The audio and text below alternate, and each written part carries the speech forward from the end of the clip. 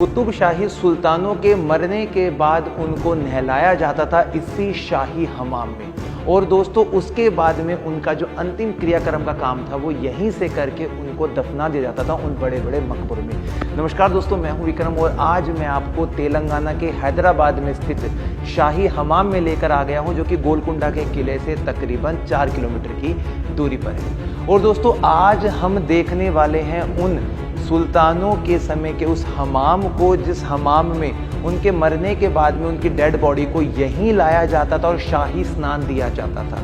ये जो पूरा परिसर बना हुआ है दोस्तों, इस परिसर के अंदर हम लोगों को उस समय का ये जो हमाम दिखाई दे रहा है, इसी हमाम के अंदर उन लोगों को यहाँ पर बिठाया करते थे, उनकी डेड बॉडी को यहाँ पे लाकर रखा करते थे। और दोस्तों ये जो परिसर है ना, सामने उनकी डेड बॉडी को रख दिया करते थे। यही वो मेन पॉइंट है जहाँ पे सुल्तानों की डेड बॉडी को रखते थे। और आसपास के जो चैम्बर्स बने हुए हैं उनके अंदर अलग अलग ठंडे गर्म पानी के, सुगंधित पानी के जो चैम्बर्स हैं वो बने हुए हैं। मैं आपको दिखा देता हूँ दोस्तों, ये देखिए इस प्रकार के छोटे बड़े होद बनाए गए हैं और इन होद के अंदर इंटरनल पाइप सिस्टम आज भी हमें देखने को मिलता है। इन्हीं में से पानी इसमें आ जाया करता था। और इधर की तरफ आइए दोस्तों, ये कनेक्टिविटी देखिए आप, जिसको देखकर आप हैरान हो जाएंगे कि इंटरनल पाइप सिस्टम बनाया गया है। और जो टेराकोटा के पाइप्स होते हैं उनको यहाँ पे ज़मीन में डालकर ये सिस्टम आज से 400-500 साल पहले ही तैयार कर दिया गया था। सेम ऐसे ही होद यहाँ पर बने हुए हैं। अब दोस्तों हम देखेंगे इन होद के साथ में कुछ यहाँ पर पुराने वक्त के जो पाइप्स हैं वो कॉर्नर पे हम लोगों को देखने को मिलेंगे, जिससे कि इन होद के अंदर पानी आता था।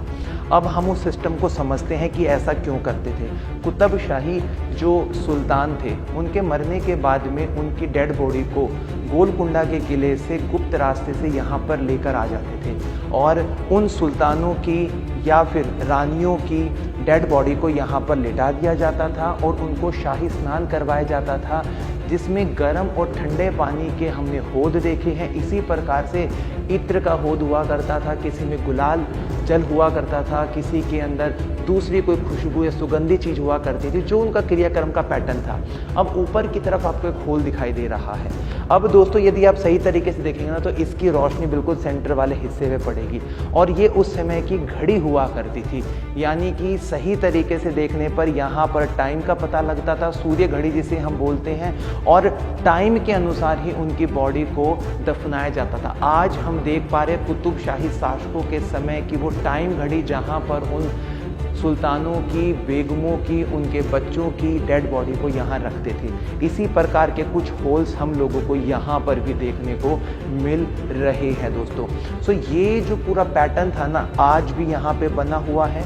और इस तरफ आ जाएंगे यदि आप, तो ये देखिए कुछ होद यहाँ पे भी बने हुए हैं। तो सबके अंदर अलग अलग पानी भरा हुआ था, किसी में किस टाइप का, किसी में किस टाइप का।